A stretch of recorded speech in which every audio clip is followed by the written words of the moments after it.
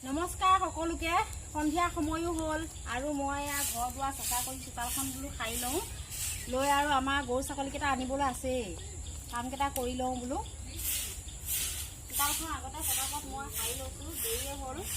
মানে মোৰ আৰু ধুনু কলিজাও ফুৰি আছে উঠিব এতিয়া সেইকাৰণে কাম বনকেইটা সোনকালে কৰি লৈছোঁ পানী মানে খাব লাগে আমাৰ মাইনীজনী আনি লৈছোঁ এতিয়া তাইক বান্ধি লওঁ তাৰপিছত পানী খুৱাব লাগিব এইবোৰ জীৱ জন্তুৰ লগতে মোৰ প্ৰেম আৰু মই খুৱাম তাৰ পানী খাই বহুত পানী খাব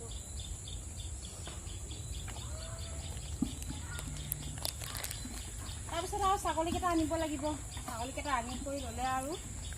কাম হৈ গ'ল মোৰ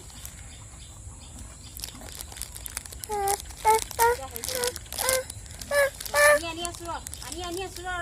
আছো চা আনি আছো পানী অলপ দি লৈছোঁ ভাতৰ মাৰ দিছোঁ তাৰপিছত কেঁচা শাক পাচলি যি পাওঁ আমি তাকে তাইক খুৱাওঁ আৰু বেছি গাভিনী পৰি আছে যে পানী খা এইবোৰ লগতে মোৰ প্ৰেম ন পানী খা এতিয়া ছাগলীকেইজনী আনি লওঁ আমাৰ ছাগলীকেইজনী আনি লৈছোঁ বল ভিতৰত সোমা বল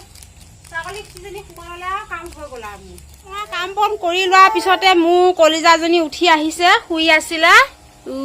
কি হ'ল মা কি হ'ল মই কাম কৰি হৈ গ'ল পে মাইনা আনিলোঁ তোমাৰ পে আনিলোঁ ঘৰ চোতাল সাৰি মোৰ কাম হৈ গ'ল এতিয়া তুমি উঠিছা গুড গাৰ্ল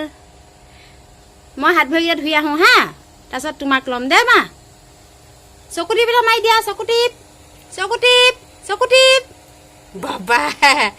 চকু টিপ মাৰি দিয়া খোৱাৰ পৰা উঠি আহিছে বেচেৰি